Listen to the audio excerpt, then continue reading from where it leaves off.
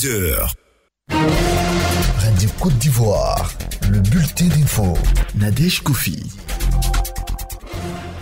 Bonjour à tous et merci de vous informer sur Radio Côte d'Ivoire. Gawusu Diabaté est le nouveau président de la Fédération nationale des unions de jeunesse de Côte d'Ivoire. Il a été élu ce week-end à Yamoussoukro à l'issue du 4e congrès ordinaire de la FENUGESI, un congrès placé sous le thème à responsabilité de la jeunesse face aux défis de l'émergence. Gawusu Diabaté est au micro de Seydou Koulibaly. Notre organisation sort d'une crise. Notre priorité serait de procéder à la mise en place de tout ce qui est ressources pour de faire en sorte que nous puissions aboutir à l'union totale. L'union totale de tous les membres, de tous les présidents des unions d'unions communales. C'est donc l'union notre priorité. Et c'est en cela que nous avons pris l'engagement de mettre en place un bureau national qui prendra en compte tous les challengers, tous les candidats qui ont compétit. Faire en sorte que ces candidats mettent au service de la fédération les compétences, les ressources dont ils disposent. À l'ouest de la Côte d'Ivoire, les populations des départements de Danané et Zouaounien ont rendu hommage au président de la République pour ses actions en faveur de leur localité. Elles ont également réaffirmé leur soutien au président Alassane Ouattara. Écoutons d'abord le porte-parole des jeunes de Danané, Oyi Gonto Sylvain. Merci au président de la République. La jeunesse sait bien qu'il a de bonnes visions. Ce qui nous a vraiment marqué en tant que jeunes, de nombreuses actions qui ont été menées ici. Le fait de nommer le président du conseil régional de Tonkoui. Madame Mabéa Chantal, représentante des femmes de Danané et de Zouané. Le président en fait beaucoup.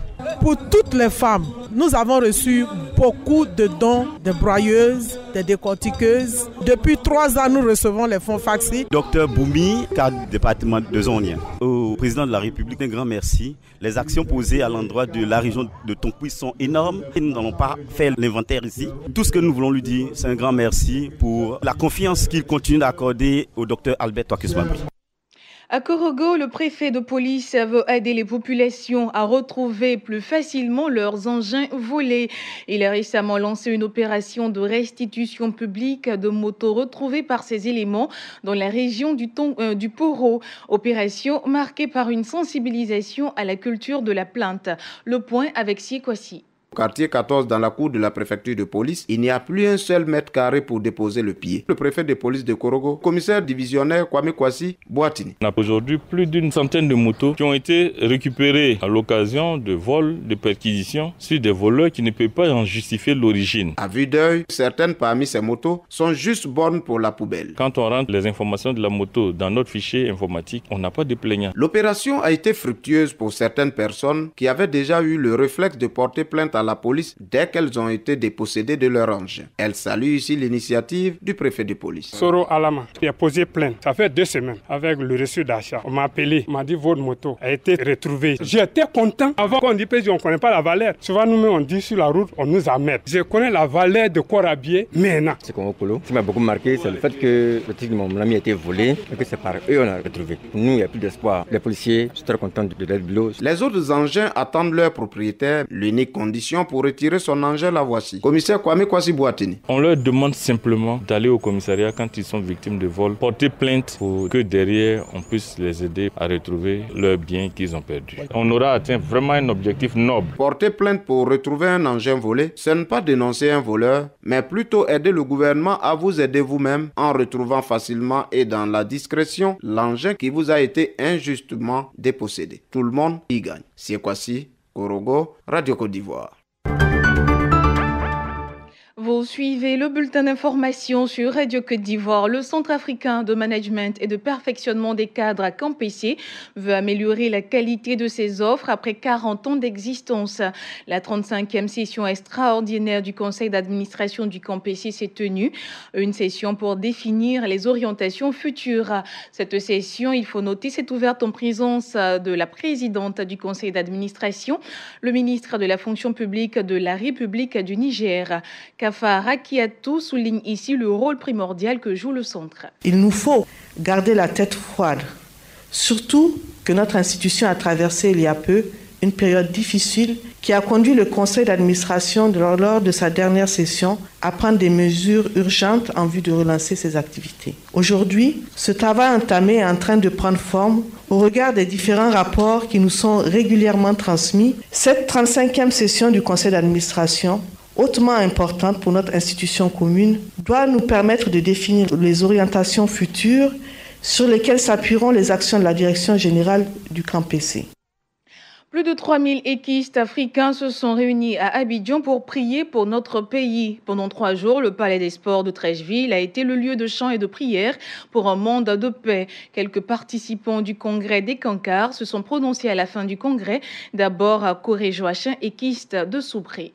À Soubré, les Cancars se portent très bien. J'aime Soubré et nous faisons en sorte que le Cancars rayonne dans la région de Soubré. Les gens puissent trouver l'aide spirituelle dont ils ont besoin à Soubré. Et cela à travers toutes les activités que nous y organisons. Tout repose sur l'amour. La vie, c'est l'amour.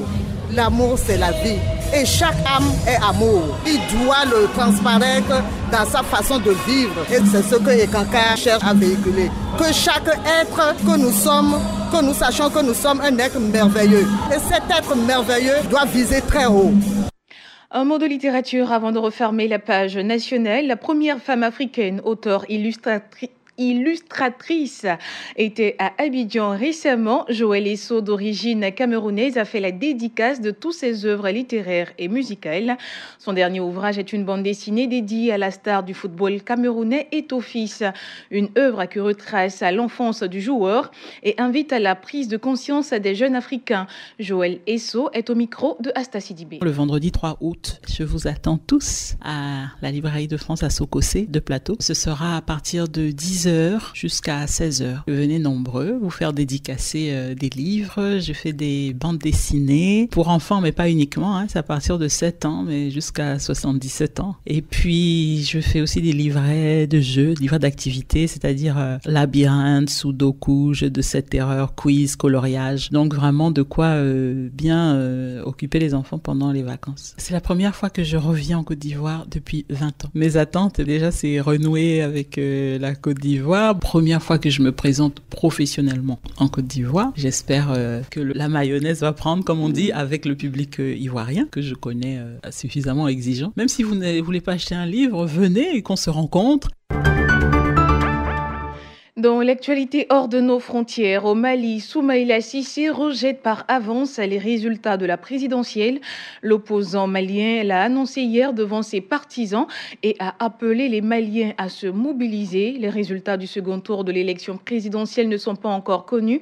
Comme en 2013, le président sortant, Ibrahim Boubacar Keïta, a affronté le chef de file de l'opposition, Soumaïla Cissé. Et selon le pôle d'observation citoyenne du Mali, le taux de participation tourne autour des 27%. Au Burundi, un militant des droits de l'homme condamné à 5 ans de prison, Nestor Nibitonga, ex-représentant de l'Association burundaise pour la protection des droits humains et des personnes détenues, a été condamné hier à 5 ans de prison ferme pour atteinte à la sûreté intérieure de l'État.